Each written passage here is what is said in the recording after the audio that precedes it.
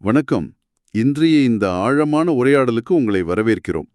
இன்னைக்கு நம்ம கிட்ட பிரான்சிஸ் லூசில் எழுதின மௌனத்தின் நறுமணம், அதாவது த பெர்ஃப்யூம் ஆஃப் சைலன்ஸ் புத்தகத்திலிருந்து சில முக்கியமான உரையாடல்கள் இருக்கு. இது கிட்டத்தட்ட ஒரு 5 வருஷம் 1997 இருந்து 2002 வரைக்கும் அமெரிக்கா, கனடா, ஐரோப்பாவில் நடந்த உரையாடல்களோட தொகுப்பு. இதோட நோக்கம் சும்மா பேசிட்டு போறது இல்ல, கொஞ்சம் ஆழமான விஷயங்கள்.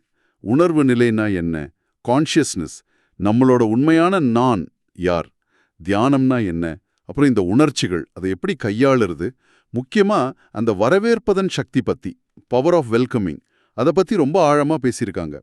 நீங்க உங்க தேடல்ல இன்னும் கொஞ்சம் ஆழமா போகவும் சில ஆஹா தருணங்களை அனுபவிக்கவும் இந்த உரையாடல் ஒருவேளை உதவலான்னு நம்புறோம்.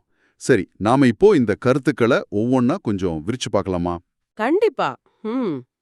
இந்த உரையாடல்கள்ல நாம முக்கியமா கவனிக்க வேண்டிய ஒரு விஷயம் இருக்கு. அதாவது, இங்க கேள்விகளும் பதில்களும் வெறும் வார்த்தை பரிமாற்றம் மட்டும் இல்ல. அவை எப்படி சொல்றது? நம்மை ஒருவித திறந்தவெளி தன்மைக்கு, ஒரு ஓப்பன்னஸ்க்கு கூட்டிட்டு போற கருவிகள் மாதிரி. கேள்விகள் அந்த திறந்தவெளியிலிருந்து வருது, பதில்கள் மூலமா மறுபடியும் அங்கேயே கரைஞ்சு போகுது. இது வெறும் அறிவுபூர்வமான விஷயம் இல்ல. இது ஒரு புரிதலுக்கான பயணம்னே சொல்லலாம். சரி, அப்போ முதல்ல இந்த கேள்வி பதில் முறையே எடுத்துக்குவோம். புத்தகம் சொல்ற மாதிரி ஒரு கேள்வி கேட்கும்போது பதில் அந்த கேள்வியை முடிவுக்கு கொண்டு வரணுமா, விவாதத்தை வளர்க்கறதுக்கு இல்லையா? இது எப்படி வேலை செய்யுது? இது கொஞ்சம் வித்தியாசமா கேக்குதே. நல்ல கேள்வி. இது எப்படின்னா, நாம ஒரு கேள்வி கேட்கும்போது அது ஒரு யோசனை இல்லையா? ஒரு கருத்து வடிவம், ஒரு கான்செப்சுவல் திங்கிங். பதில் என்ன பண்ணுதுன்னா, அந்த யோசனைய, அந்த வடிவத்தை அப்படியே கலைச்சு விடுது.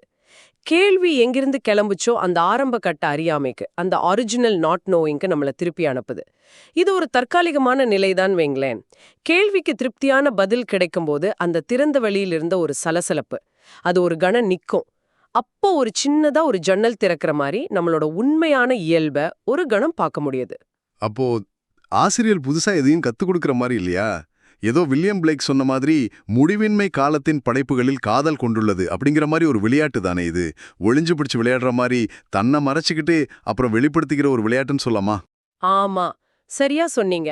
அது ஒரு விளையாட்டு மாதிரி தான். உண்மையான கேள்வியும் சரி, பதிலும் சரி, வெறும் வார்த்தைகள்ல இல்ல. அந்த வார்த்தைகள் கரைஞ்சு போனதுக்கு அப்புறம் தான், அந்த மௌனத்துல தான் உண்மையான அர்த்தம் புரியும். அந்த நொடியில நாம புத்தகத்துல படிச்சத புரிஞ்சுக்கிட்டோன்னு நினைக்கிறத விட, நாமளே அந்த புரிதலா இருக்கோன்னு உணர்வோம். இந்த திறந்த வெளி, இந்த மௌனம், இதுதான் கேள்விக்கும் பதிலுக்கும் உண்மையான உள்ளடக்கமா இருக்கு. வார்த்தைகளுக்கு பின்னால, எடையில, எல்லா இடத்துலயும். இதுவே ஒரு பெரிய திறப்பா இருக்கே, ரொம்ப ஆழமா இருக்கு. சரி, அடுத்து ரொம்ப முக்கியமான ஒரு விஷயத்துக்கு வருவோம். உணர்வு நிலை, கான்ஷியஸ்னஸ். இதுதான் எல்லாத்துக்கும் அடிப்படைன்னு லூசில் சொல்ற மாதிரி தெரியுது. ஆனா நாம ஏன் சில அனுபவங்களை மட்டும் நான்னு நினைக்கிறோம்? உதாரணமா, உடம்புல வர்ற வலி. ஆனா மத்தத வெளியில கேட்கிற சத்த மாதிரி விஷயங்களை நான் இல்லைன்னு நினைக்கிறோம். ஏன் இந்த பாகுபாடு? இது நாமளே உருவாக்கிக்கிட்ட ஒரு செயற்கையான பிரிவு. ஒரு பழக்கம்னு கூட சொல்லலாம். ஒருவேளை நீங்க சூரிய உதயத்தை என்னோட சூரிய உதயம்னு சொல்ற ஒரு கலாச்சாரத்துல பிறந்திருந்தீங்கன்னு வைங்க. ம், அதையும் உங்களோட சொந்த அனுபவமா நினைப்பீங்க. யோசிச்சு பாருங்க, உங்க உடம்புல ஏற்படுற வலியும் சரி, நீங்க பாக்குற சூரிய உதயமும் சரி, ரெண்டுமே உங்க அனுபவத்துல தான் தோன்றுது இல்லையா? ஆமா. ரெண்டுமே ஒரே இடத்துல தான் நிகழுது. அதுதான் உங்க உணர்வு நிலை. அந்த வலிக்கு நீங்க எவ்ளோ பக்கத்துல இருக்கீங்களோ, அதே தூரத்துல தான் சூரிய உதயத்துக்கும் இருக்கீங்க. அதனால தத்துவ ரீதியா தாத்தா ரெண்டுமே சமமா நீங்க தான். கேட்கவே சுவாரஸ்யமா இருக்கு. அப்போ இந்த உணர்வு நிலையோட தன்மையை நாம ஆராய முடியுமா? நான் கவனிக்கிறப்போ உணர்வு நிலை இருக்கிற அதே நேரத்துல பொருட்களும், அதாவது எண்ணங்கள், உணர்வுகள், காட்சிகள், இதுகளும் இருக்கிற மாதிரி தெரியுதே. உண்மைதான். ஆனா, நான் அல்லது உணர்வு நிலைங்கிற வார்த்தைகள் எதை குறிக்குதுன்னா, பொருட்கள் தோன்றும் போதும் சரி, அவை இல்லாத இடைவெளிகளிலும் சரி, மாறாம இருக்கிறவன தான் குறிக்குது. ஒரு சின்ன உதாரணம் பாருங்க. நான் ஒரு உணர்வுள்ளவனா அப்படின்னு உங்களை நீங்களே கேட்டுக்கிட்டான். ம், ஒரு கணம் நிறுத்தி, யோசிச்சு, அப்புறம் ஆம்னு ரொம்ப உறுதியா சொல்வீங்க. ஆமா. அந்த சின்ன இடைநிறுத்தத்துல என்ன நடந்தது யோசிச்சீங்களா? அங்க மனசோ வார்த்தைகளோ கருத்துக்களோ இல்ல. ஆனா அந்த நேரடி அனுபவத்திலிருந்து தான் அந்த ஆம்ங்கிற உறுதி வருது. இது நாம பொருட்களை பத்தி தெரிஞ்சுக்கிற அறிவை, ஆப்ஜெக்ட் நாலேஜை விட முற்றிலும் வேறான ஒண்ணு. இது நேரடி அறிதல். Direct knowing. அப்போ நாம நம்மள ஒரு பொருளா, ஒரு ஆப்ஜெக்டா பார்க்கறத நிறுத்தணும்னு சொல்றீங்களா? பைபிள்ல வர்ற மனிதகுமாரனுக்கு தலை சாய்க்க இடமில்லை, the son of man has no place to rest his head, அந்த வரியோட அர்த்தம் இதுவா இருக்குமோ? அதாவது நம்மள எந்த ஒரு குறிப்பிட்ட பொருளாகவோ ஒரு நிலையாகவோ வரையறுக்க முடியாதுன்னு சொல்றீங்களா? மிகச்சரியா புரிஞ்சுக்கிட்டீங்க. எக்ஸாக்ட்லி. நீங்க உங்கள ஒரு பொருளா தேடி கண்டுபிடிக்கவே முடியாது. அது எவ்வளவு புனிதமான பொருளா இருந்தாலும் சரி, அற்பமானதா இருந்தாலும் சரி, ரொம்ப நுட்பமான உணர்வா, ஒரு அமைதி நிலையா இருந்தாலும் சரி, எந்த ஒரு அனுபவத்தையும், எண்ணத்தையும், உணர்வையும் பிடிச்சுக்கிட்டு இதுதான் நான்னு நிக்கக்கூடாது. அதுல தான் எல்லா சிக்கலும் ஆரம்பிக்குது. உணர்வு நிலை தன்னைத்தானே ரொம்ப இயல்பாவே அறியும். நாம உணர்வோட இருக்கோம்னு நமக்கு தெரியறக்கு யாரும் நமக்கு சர்டிபிகேட் கொடுக்க தேவையில்ல. அது நம்மளோட அடிப்படையான நேரடி அனுபவம்.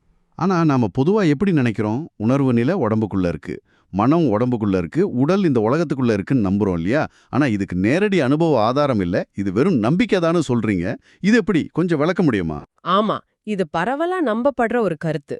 ஒரு கற்பனை கட்டமைப்புன்னு சொல்லலாம். ஒரு கன்செப்சுவல் ஃப்ரேம்வொர்க். ஆனா உங்க நேரடி அனுபவத்தை நீங்களே கொஞ்சம் நேர்மையா ஆராய்ந்து பார்த்தா என்ன தெரியும்? ம். உங்க உடல் உணர்வுகள், மன எண்ணங்கள், நீங்க பார்க்குற இந்த உலகம் எல்லாமே உங்களுடைய உணர்வு நிலையில தோன்றி மறையுதுன்னு தான் தெரியும். இதுதான் நேரடி அனுபவம். இந்த உண்மையை உணர்வதுதான் உணர்வு நிலைய அதன் மேல நாமளே சுமத்திருக்கிற தவறான நம்பிக்கைகள், கருத்துக்கள்ல இருந்து விடுவிக்கிறது. ஆனா இதுக்கு உண்மை மேல ஒரு தீவிரமான அன்பு வேணும். Love for the truth. ஒரு உண்மையான ஆர்வம் தேவை.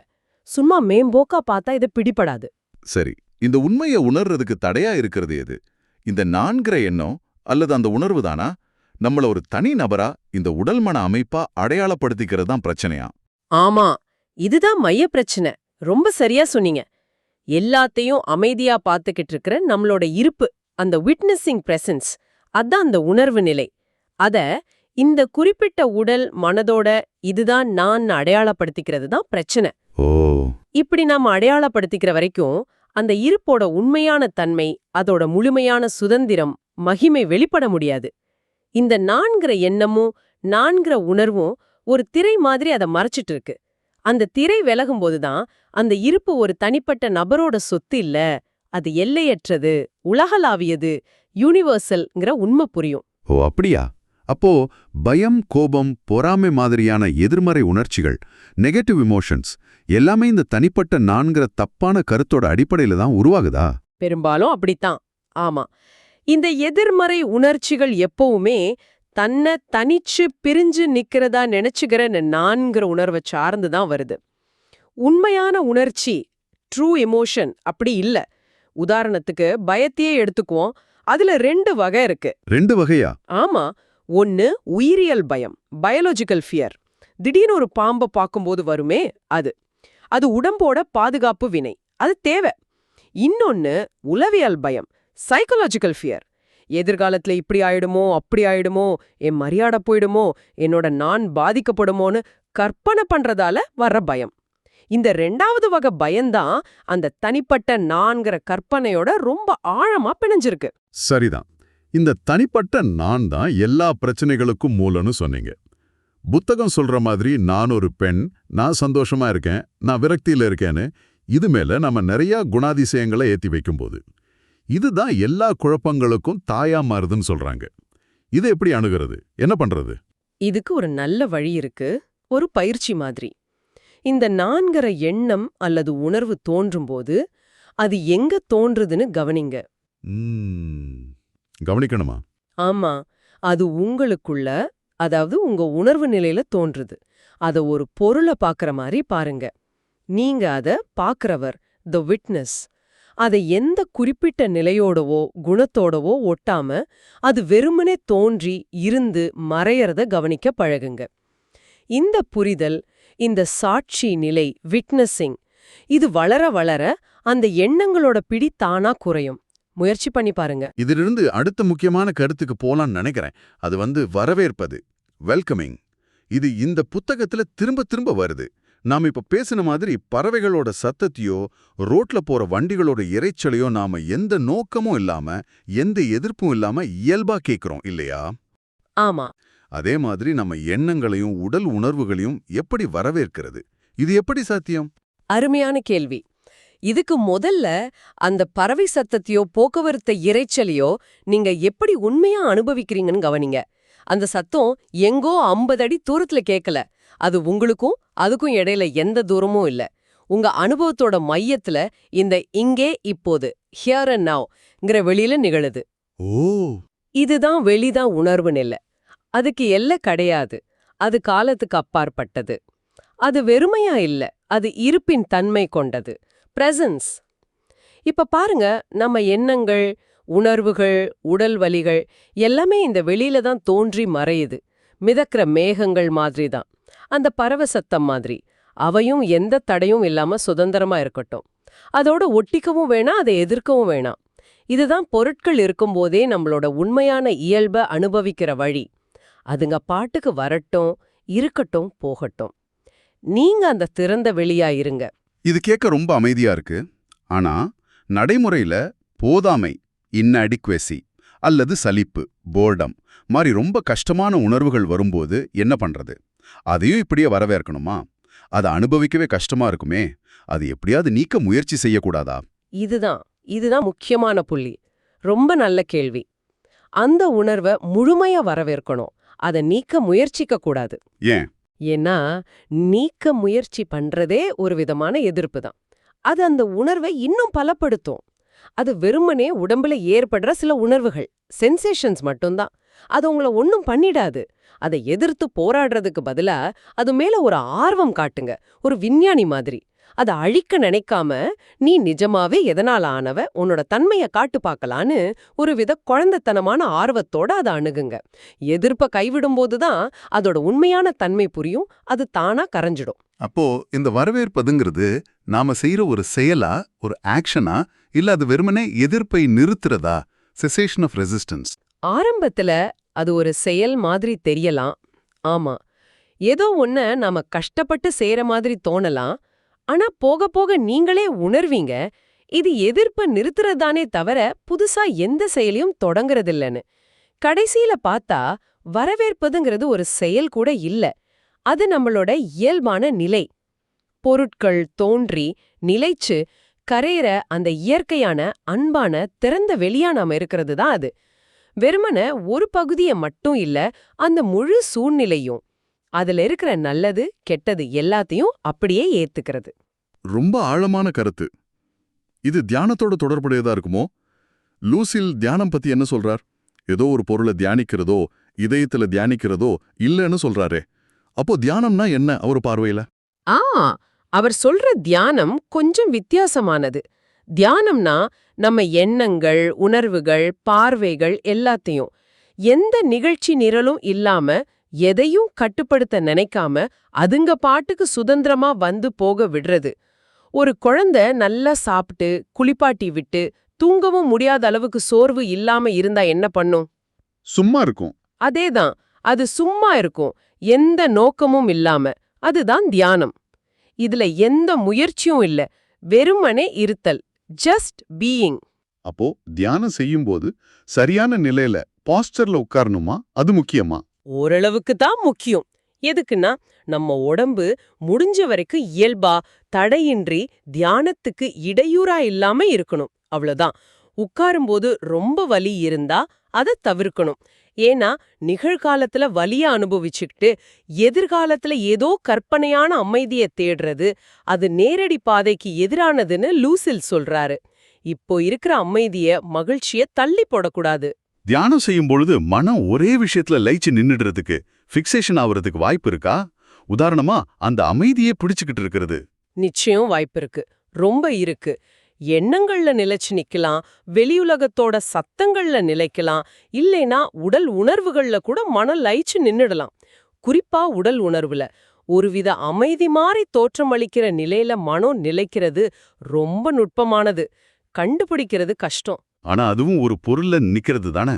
ஆமா, அதுவும் ஒரு பொருளின் மீது மனம் தங்கி நிற்கிறது தான். உங்க மனம் எந்த பொருளையும், அது எவ்வளவு இனிமையானதா அமைதியானதா இருந்தாலும் சரி, இறுக்கமா புடிச்சு நிக்க விடாதீங்க. ஒரே உண்மையான ஓய்விடம் உங்களுடைய மெய்ப்பொருள், செல்ஃப். அதாவது அந்த உணர்வு நிலை மட்டும்தான். சரி, கடைசி கட்டத்துக்கு வருவோம். விடுதலை மற்றும் கொண்டாட்டம் பத்தி பேசலாம். நம்மளோட உண்மையான இயல்பே சுதந்திரம் தான், ஃப்ரீடம் தான் என்கிறார் லூசில். நாம அறியாமையில இருக்கிறது கூட இந்த சுதந்திரத்தோட ஒரு வெளிப்பாடு தான் சொல்றார். இது எப்படி? இது கொஞ்சம் குழப்பமா இருக்கே. ஆமா, இது ஆழமான கருத்து. கொஞ்சம் யோசிக்கணும். நாம நம்மள இந்த உடல் மன உயிரோட அடையாளப்படுத்திக்கிறதுக்கும் சுதந்திரமா இருக்கோம் இல்லையா? நம்ம கடந்த கால கவலைகளை சுமக்கிறதுக்கும் சுதந்திரமா இருக்கும், அதை கைவிடுறதுக்கும் சுதந்திரமா இருக்கும். அறியாமையில இருக்கிறவங்க தங்களே அறியாதவங்களா பாக்குறது இல்ல. அவங்க தங்களுக்கு பிடிச்ச கருத்துக்களை, நம்பிக்கைகளை தேர்வு செய்ய சுதந்திரமா இருக்கிறதா உணர்றாங்க. ஆமா, அந்த சுதந்திரக்கிறதான் அவங்க ஒருவித திருப்திய, ஒருவித தற்காலிக மகிழ்ச்சியை அனுபவிக்கிறாங்க. இது தவறான பாதையில போற சுதந்திரம்னாலும் அவங்களா கேள்வி கேட்காத வரைக்கும் நாம அவங்க சுதந்திரத்துல தலையிட முடியாது, தலையிடவும் கூடாது. இது செயலுக்கும் ஆக்ஷனுக்கும் பொருந்துமா? சாட்சியா இருக்கிற உணர்வு நிலை செயல்ல பங்கெடுக்கலனாலும் உடல் பங்கெடுக்குதுன்னு சொல்றார். அப்போ நாம இப்படி செயல்படணும். ஆமா, இது கீதையில கிருஷ்ணர் அர்ஜுனனுக்கு சொல்ற மாதிரி தான். செயல்படாம சும்மா இருக்கிறது கூட ஒரு வகை செயல்தான். கோழைத்தனமா இருக்கிறது கூட ஒரு வகை செயல்தான். நம்மளோட உண்மையான மெய்ப்பொருளா, அதாவது உணர்வு நிலையா, நாம வெறும் சாட்சியாத்தான் இருக்கோம், செயல்கள்ல பங்கெடுக்கிறதில்ல. ஆனா இந்த உடலா நாம ஏற்கனவே இந்த உலகத்துல இந்த செயல்களத்துல இறங்கிட்டோம். சரி, அதனால உங்க சூழ்நிலைக்கு ஏத்த மாதிரி, உங்க இயல்புக்கு ஏத்த மாதிரி, உங்க தர்மத்துக்கு ஏத்த மாதிரி எது தன்னிச்சையா வெளிப்படுதோ அந்த செயலை செய்யுங்க. ஆனா அதை நான் செய்யறேங்கிற தனிப்பட்ட அகங்காரத்தோட செய்யாம அந்த முழுமையிலிருந்து செய்யுங்க. நேர்மையா இருக்கிறது எப்பவும் நீண்ட காலத்துல பலன் தரும்னு சொல்றாரு. கடைசியா வாழ்க்கையோட நோக்கம் மகிழ்ச்சியை கண்டுபிடிச்சு அதை கொண்டாடுறது தான் சொல்றார். இந்த கொண்டாட்டம் செலிப்ரேஷன்னா என்ன? பார்ட்டி பண்றதா இல்ல வேற ஏதாவது அர்த்தமா? இல்ல, அந்த மாதிரி கொண்டாட்டம் இல்ல இது. உண்மையான புரிதல் வரும்போது வெளியில இருக்கிற பொருட்கள் மேலயும் அனுபவங்கள் மேலயும் நமக்கு இருந்த அந்த தீவிரமான ஆர்வம் அது தானா குறையும். அப்போதான் உண்மையான பக்தி, அதாவது உண்மை மேல இருக்கிற அன்பு மலரும். நாம முன்னாடி ஆசைப்பட்ட விஷயங்களை கூட இப்ப இன்னும் சுதந்திரமா செய்யலாம். அப்படியா? ஆமா, ஏங்க இப்ப நாம அதை செய்யறது நம்மளோட விடுதலையோட இயல்பான வெளிப்பாடா ஒரு கொண்டாட்டமா பாக்குறோமே தவிர எதையோ அடையறதுக்கான வழியா பாக்குறதில்ல. இந்த மனப்பான்மையோட வாழும்போது பிரபஞ்சமே நமக்கு ஒத்துழைக்கிற மாதிரி இருக்கும். உண்மையான கொண்டாட்டம்ங்கிறது நாம திட்டமிட்டு பண்றதில்ல, அது தானா நிகழும். அது நம்ம விடுதலையோட இயல்பான ஒரு வெடிப்பு, an explosion of freedom. அருமை, ரொம்ப தெளிவா இருந்தது. அப்போ இன்றைய இந்த ஆழமான உரையாடல்ல பிரான்சிஸ் லூசிலின் பார்வையில நாம வெறும் உடல் மனம்ங்கிற குறுகிய வட்டத்துக்குள்ள இல்ல, நாம அடிப்படையில எல்லா அனுபவங்களும் தோன்றி மறையிற அந்த எல்லையற்ற திறந்த வரவேற்கும் உணர்வு நிலைதான்னு பார்த்தோம். ஆமா, சுருக்கமா சொன்னா அதுதான். இந்த கேள்விகள், பதில்கள், உணர்வுகள், எண்ணங்கள் எல்லாமே நம்மை அந்த அடிப்படை உணர்வு நிலைக்கு திருப்பி விடுறதுக்கான வழிகள் தான், கருவிகள் தான். அவற்றை எதிர்த்து போராடுறதுக்கு பதிலா அவற்றை முழுமையா அன்போட வரவேற்க பழகும்போது அந்த தனிப்பட்ட நான்கிற மாய மெல்ல மெல்ல கரைஞ்சி நம்மளோட உண்மையான காலமற்ற இயல்பை நம்ம உணர முடியும். இது ஏதோ கடுமையா முயற்சி செஞ்சு அடையிற விஷயம் இல்ல, தெளிவான புரிதல்ல மலர்ற விஷயம். அப்போ நீங்க கேட்டுக்க வேண்டிய முக்கியமான கேள்வி இதுதான். எந்த விதமான தீர்ப்பும் இல்லாம முழுமையா நீங்க வரவேற்கிற இந்த சாதாரணமான இப்ப இருக்கிற இந்த தருணம் தான் நீங்க இவ்ளோ நாளா தேடிக்கிட்டு இருந்த அற்புதமா இருந்தா என்ன செய்வீங்க? What if the ordinary moment, fully welcomed without judgment, is the miracle you've been seeking? ஒருவேளை இதுதான் அந்த மௌனத்தின் நறுமணமா, the perfume of silence இருக்குமோ என்னவோ. நன்றி. உங்க நேரத்துக்கும் பதிவுக்கும் மிக்க நன்றி.